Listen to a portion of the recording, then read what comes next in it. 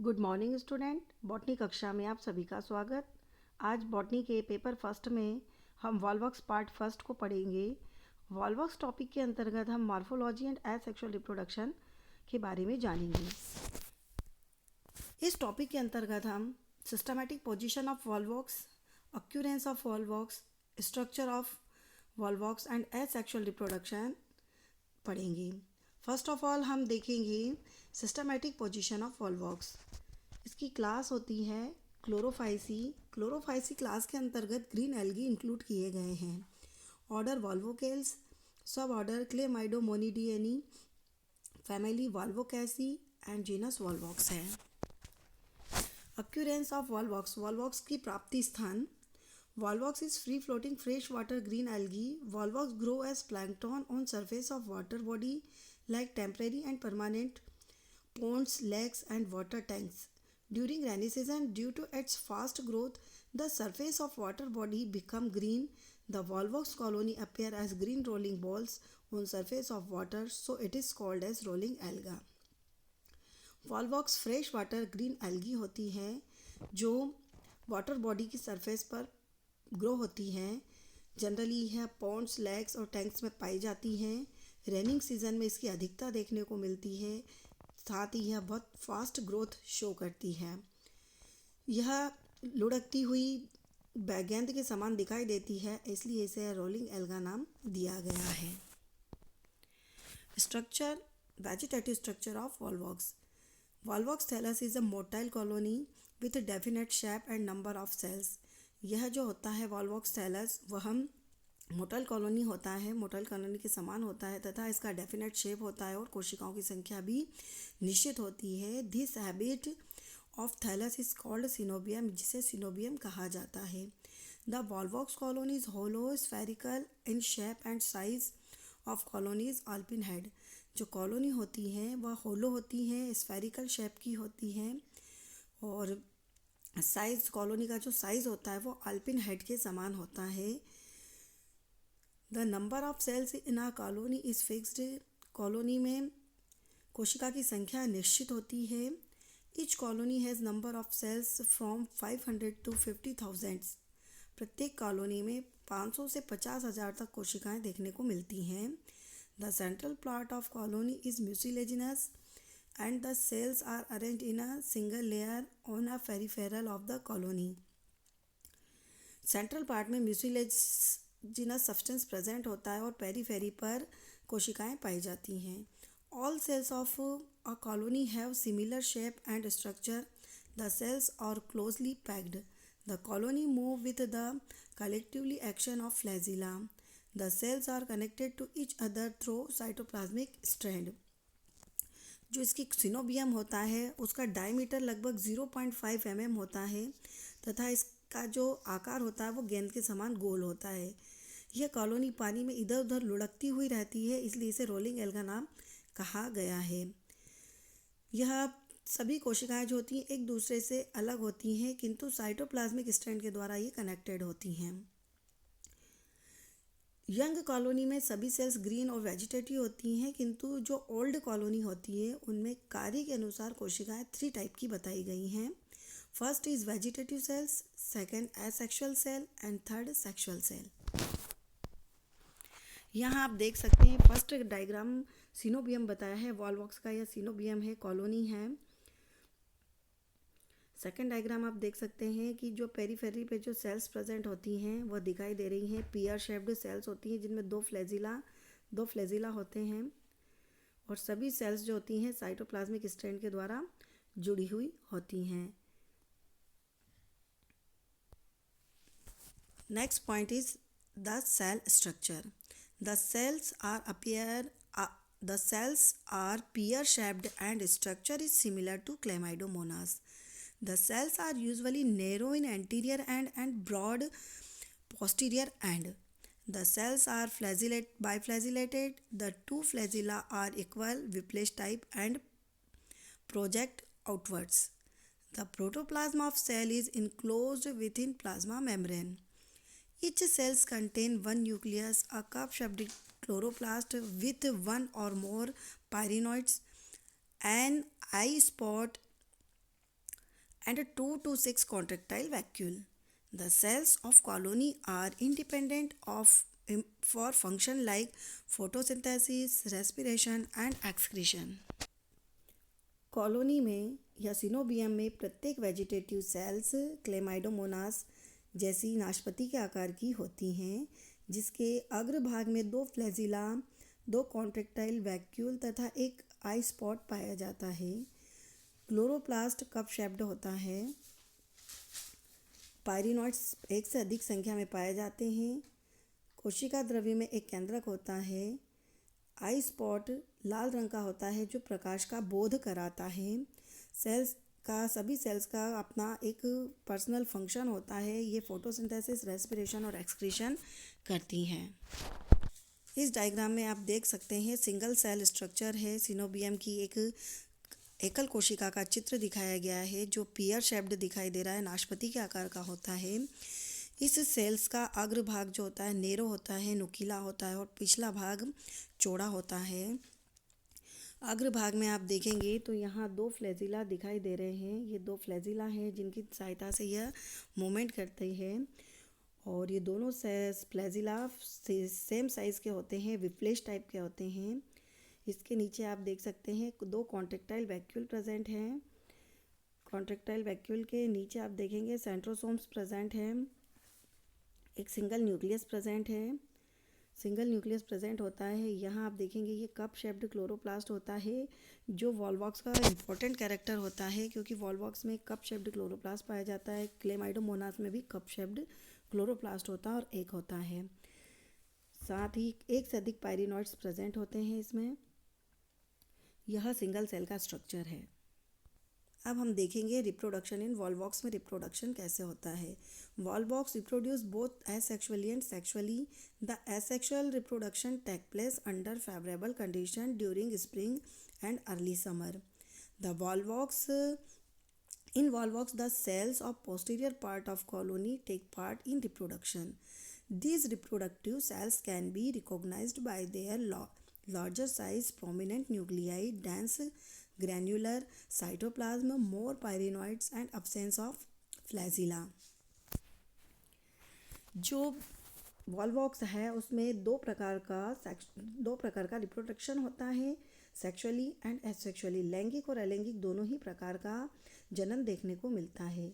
जो asexual reproduction होता है वह फेवरेबल कंडीशन में होता है। अलैंगिक जनन जो होता है अनुकूल परिस्थितियों में होता है, जैसे जो स्प्रिंग या अर्ली समर सीजन में देखने को मिलता है।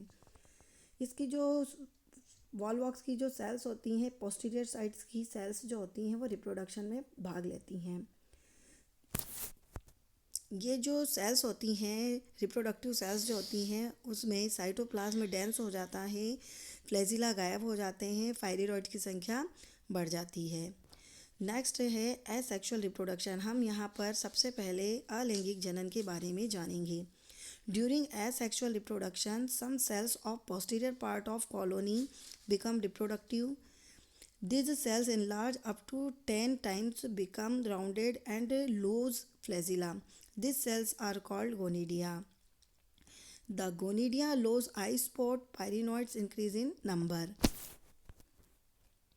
Asexual reproduction में कॉलोनी की पोस्टीरियर पार्ट की जो सेल्स होती हैं वह साइज़ में इंक्रीज़ हो जाती हैं और उनके फ्लैजिला गायब हो जाते हैं, और कोई भी एग सेल जो होती है वो साइज़ में इनलार्ज हो जाती है, उसे गोनिडिया कहा जाता है।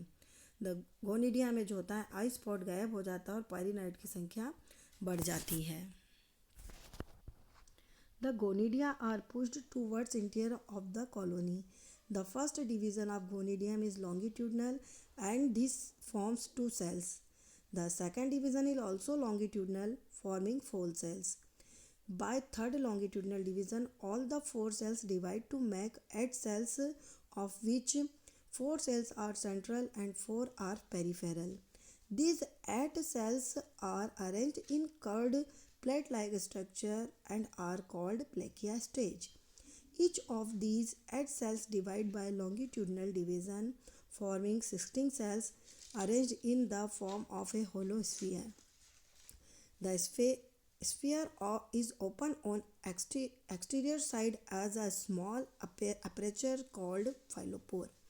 The cells at this stage continue to divide till the number of cells. The pointed anterior end of the cells is directed towards inside. जो सेल रिप्रोडक्शन में भाग लेती है वह कॉलोनी में धंस जाती है। इनके फ्लैजिला डिसअपेयर हो जाते हैं तथा साइज में यह 10 गुना बढ़ जाती है, जिसे गोनिडिया कहते हैं। प्रत्येक गोनिडिया का प्रोटोप्लाज्म लॉन्गिट्यूडनल डिवीज़न द्वारा डॉटर कॉलोनी बनाता है। सबसे पहले गोनिडियम फर्स्ट लॉन्गिट्यूडनल डिवीज़न द्वारा 2 डॉटर सेल बनाता है। इसके बाद सेकेंड लॉन्गिट्यूडनल डिवीज़न के द्वारा 4 डॉटर सेल्स बनती हैं तथा थर्ड लॉन्गिट्यूडनल डिवीज़न के द्वारा 8 सेल्स फॉर्म होती हैं। ये 8 सेल्स जो होती हैं एक प्लेट लाइक स्ट्रक्चर में अरेंज होती हैं, इसलिए इसे प्लेकिया स्टेज कहा जाता है, जिसमें 4 सेल्स सेंटर में होती हैं और 4 सेल्स पेरीफेरी में प्रेजेंट होती हैं। इस प्रकार विभाजन चलता रहता है, जिससे 16 या इससे अधिक सेल्स बन जाती हैं। यह कोशिका इस प्रकार अरेंज हो जाती है कि एक खोखला या होलो फाइलोस्फीयर बन जाता है। इनका अग्रस्थ या एंटीरियर एंड फाइलोपोर कहलाता है। इसके बाद भी विभाजन कंटिन्यू होता रहता है, जो एक दूसरे से सटा रहता है। सेल्स लगातार डिवीज़न करती हैं और एक दूसरे से सटी रहती हैं। प्रत्येक सेल का एंटीरियर एंड फाइलोपोर के केंद्र की तरफ होता है। इसके पश्चात कोशिकाओं में इन्वर्जन स्टार्ट हो जाता है। The next step is called inversion of colony as cells become opposite in direction their anterior pointed ends has to face to periphery of colony. The cells of posterior end along with construction are pushed inside the sphere till the whole structure comes out of the phylopore. After inversion, the anterior pointed end of the cells face periphery. The phylopore gets enclosed and makes the anterior part of the colony. After inversion, the cells develop cell wall, flagella, and eye spot. The cells become separated due to development of gelatinous sheath around each cells. This newly developed colony is called daughter colony. फाइलोपोर द्वारा 2-3 घंटे फाइलोपोर की जो process होती है वो 2-3 घंटे में पूर्ण हो जाती है, जिसके कारण कोशिकाओं का जो एंटीरियर एंड है या एंटीरियर जो एंड होता है नुकीले होते हैं वो बाहर की ओर आ जाते हैं, यानी कि इन्वर्सन होता है कॉलोनी में। तो जो अग्रस्त सिरे नुकीले होते हैं वो बाहर की ओर आ जाते हैं और चौड़े सिरे केंद्र में चले जाते हैं। इसके बाद प्रत्येक कोशिका में 2 फ्लैजिला बनने लगते हैं और इस प्रकार अनेक कोशिकाएं वाला एक डॉटर कॉलोनी बन जाता है। The daughter colony initially remain attached to gelatinized wall of parent colony and later become free in gelatinous matrix of parent colony. The daughter colony are released in water after the disintegration of parent colony or through the pores. Sometime next generation of daughter colony develop while the colonies are still attached to the earlier parent colony.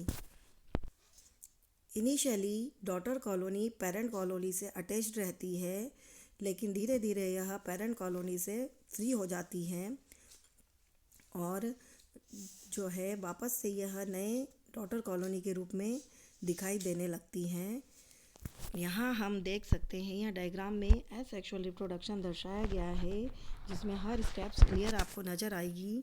First A diagram जो है जिसमें आप देख सकते हैं कि जो coenobium की जो सेल्स होती हैं उसमें जो रिप्रोडक्टिव सेल्स होती है, सब देखिए यहाँ पर ये रिप्रोडक्टिव सेल्स है जो रिप्रोडक्शन में भाग ले रही है, वह साइज़ में 10 गुना बढ़ जाती है, आकार बढ़ जाता है और इस बढ़ी हुई सेल्स को कहा जाता है गोनिडियम। यहाँ आप देख सकते हैं ये गोनिडियम है जिसमें पायरिनॉइड की संख्या बढ़ जाती है, आई स्पॉट और फ्लैजिला गायब हो जाते हैं। आप और दूसरी सेल्स आप देखेंगे सब में फ्लैजिला मौजूद है, परंतु गोनिडियम में फ्लैजिला गायब है, डिसअपेयर हो जाता है।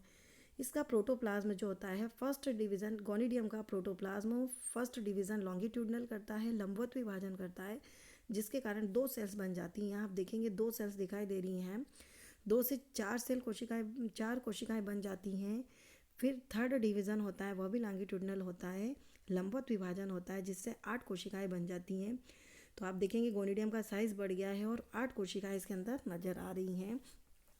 ये सभी 8 कोशिकाएं जो होती हैं प्लेट के समान जमी हुई दिखाई देती हैं, इसलिए इसे प्लेकिया स्टेज कहा गया है। ये आप देखेंगे यहाँ पर प्लेकिया स्टेज दिखाई दे रही है।